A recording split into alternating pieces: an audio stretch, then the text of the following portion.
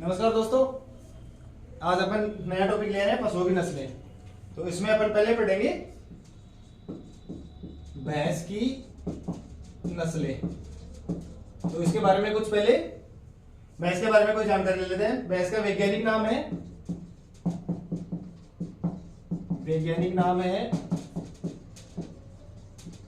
बुबेलस बुबेलिस, ये इसका वैज्ञानिक नाम है। गुणसूत्र, भैंस में गुणसूत्र कितने होते हैं? भैंस दो प्रकार की होती है। एक होती है जलीय भैंस और दूसरी होती है दलदलीय भैंस।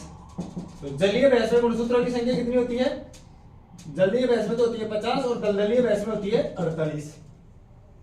वैज्ञानिक नाम तो होता है बुबेलस बुबेलिस और गुणसूत्रों की संख्या होती है जलीय भैंस में 50 और दलदलीय भैंस में 48। और भैंसों की मतलब जलीय और दलदलीय भैंस में अंतर सिर्फ यही है, उनके गुणसूत्रों की संख्या में, और कोई अंतर नहीं है। दलदलीय भैंस है सिर्फ एक, वो कौन सी है? लुईस। एकमात्र मतलब भैंस की 19 नस्लें हैं पंजीकृत, उनमें से एकमात्र भैंस है जो दलदलीय भैंस है, वो कौन सी है? लुईस है। ठीक है। अब ये कहते हैं कि वर्तमान में पशुओं व पोल्ट्री की पंजीकृत नस्लें, वर्तमान में पशुओं की और पोल्ट्री की पंजीकृत देशी नस्लें, पंजीकृत मतलब देशी नस्लें, भारतीय नस्लें कितनी है? तो वर्तमान में वो कितनी है? 202 है। और इनका जो पंजीकरण करती है ना, पंजीकरण करने वाली संस्था का क्या नाम है? पंजीकरण करने वाली संस्था वो है राष्ट्रीय पशु आनुवांशिक संसाधन ब्यूरो। ये संस्था है जो इन पशुओं को और पोल्ट्री की नस्लों का पंजीकरण करती है। और इसका मुख्यालय कहाँ है? इसका मुख्यालय है करनाल, हरियाणा में। ये तो हो गई कुछ बेसिक जानकारी। अब अपन लेते हैं एक एक पशुओं की, मतलब पशुओं की एक एक नस्लों को। ठीक है। पशुओं में मतलब भैंस की नस्ल को लेते हैं अपन। पहले भैंस ही पढ़ रहे हैं। इसका वैज्ञानिक नाम है बुबेलस बुबेलिस। गुणसूत्रों की संख्या जलीय भैंस में होती है 50 और दलदलीय भैंस में होती है 48। दलदलीय भैंस है एकमात्र जिसका नाम है लुईस। ठीक है। और वर्तमान में देशी पंजीकृत पशुओं की और पोल्ट्री की नस्लें हैं 202 और इनका पंजीकरण करने वाली संस्था का नाम है राष्ट्रीय पशु आनुवांशिक संसाधन ब्यूरो, जिसका मुख्यालय है करनाल, हरियाणा में। ठीक है। अब भैंस की प्रमुख नस्लें, ठीक है, उनमें पहली आती है मुर्रा। इसका अन्य नाम क्या है? खुन्नी नहीं, खुंडी और कुन्नी। ठीक है। और इसको अपन दिल्ली बफेलो भी बोलते हैं। इसका वितरण क्षेत्र कहां पाई जाती है? ये पंजाब में पाई जाती है, हरियाणा में पाई जाती है और दिल्ली में पाई जाती है। मुर्रा, खुंडी, कुन्नी या दिल्ली बफेलो। ठीक है। ये पंजाब में पाई जाती है, हरियाणा में पाई जाती है और दिल्ली में पाई जाती है। इसकी विशेषता क्या होती है? जलेबी नुमा सींग। इसके सींग होते हैं एकदम ऐसे मुड़े हुए, मतलब मुड़ के वापस सर में घुस जाते हैं। ठीक है। इसका रंग कैसा होता है? रंग होता है काला शाह, और इसको इंग्लिश में बोलते हैं जेड ब्लैक। एकदम काला रंग होता है मुर्रा का। और इसकी और क्या विशेषता है जो सबसे इंपॉर्टेंट है? वो क्या है? ये सर्वाधिक दूध देने वाली भैंस है। सर्वाधिक दूध देने वाली भैंस, सर्वाधिक दूध देने वाली भैंस कौन सी है? मुर्रा। इसका वितरण है पंजाब, हरियाणा, दिल्ली। जलेबी नुमा सींग होते हैं, इसके रंग काला शाह होता है और सबसे इंपॉर्टेंट चीज है कि ये सर्वाधिक दूध देती है। इसके बाद में आती है दूसरी नस्ल आती है नीली रावी। इसका वितरण क्षेत्र कहां है? ये फिरोजपुर पंजाब में पाई जाती है। ठीक है। इसकी विशेषता क्या है? इस नस्ल की विशेषता है कि इसमें सबसे कम फैट परसेंट पाया जाता है। तो सबसे कम फैट प्रतिशत वाली नस्ल, और कितना होता है वो 4%। इसके दूध में 4% ही फैट होता है, ठीक है, सबसे कम, मतलब लगभग गाय के बराबर हो गया इसका फैट परसेंट, ठीक है। उसके बाद में अपन तीसरी नस्ल लेते हैं। पहली तो हो गई मुर्रा, खुंडी या कुन्नी, इसके नाम है, दिल्ली बफेलो भी कहते हैं, पंजाब हरियाणा और दिल्ली में पाई जाती है। इसकी विशेषता है कि जलेबी नुमा सींग होते हैं, रंग काला शाह होता है और सर्वाधिक दूध देने वाली भैंस की नस्ल है। फिर उसके बाद में आती है नीली रावी, इसका वितरण क्षेत्र है फिरोजपुर पंजाब में, और ये सबसे कम फैट वाली नस्ल है। इसके फैट परसेंट कितने हैं? 4। फिर इसके बाद में आती है तीसरी नस्ल, आती है महसाणा। महसाणा ये कहां पाई जाती है? इसका वितरण क्षेत्र होता है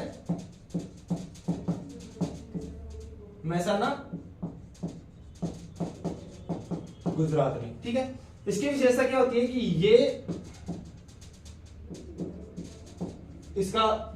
इसका दूध काल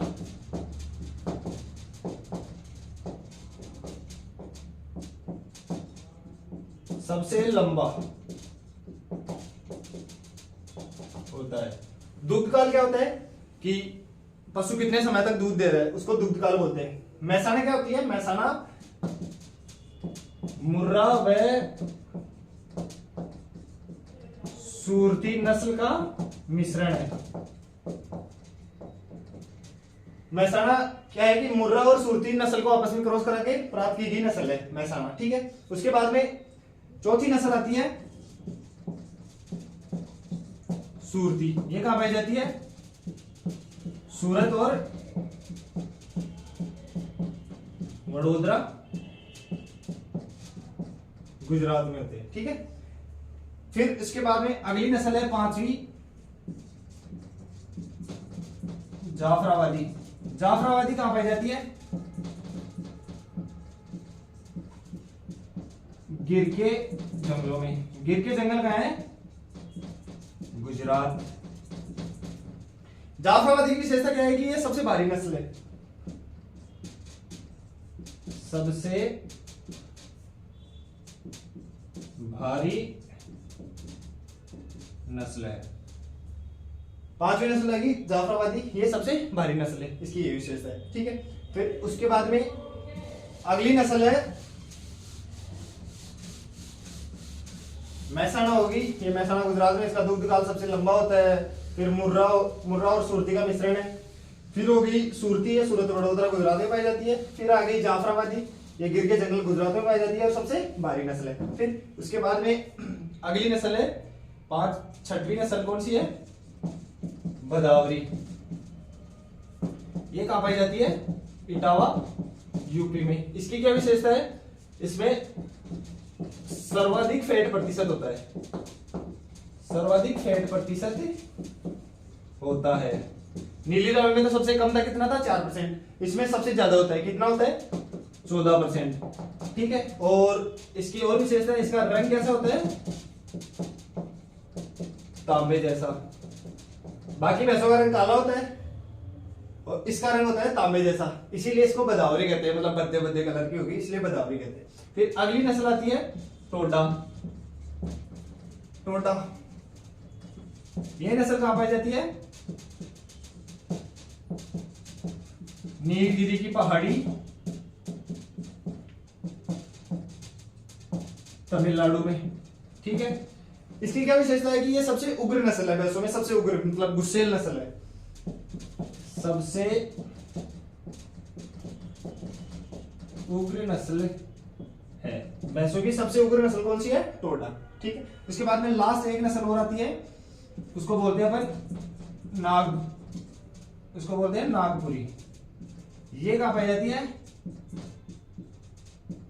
नागपुर महाराष्ट्र में, ठीक है।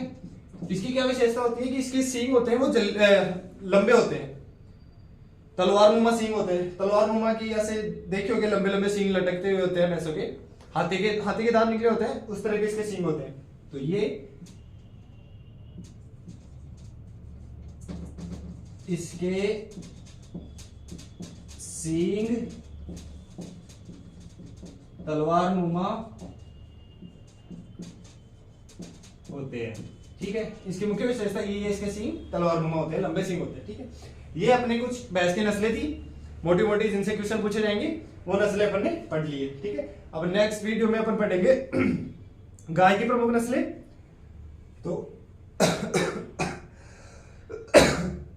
सॉरी, भैंस की नस्लें होगी कंप्लीट। बहुत बहुत धन्यवाद, थैंक यू।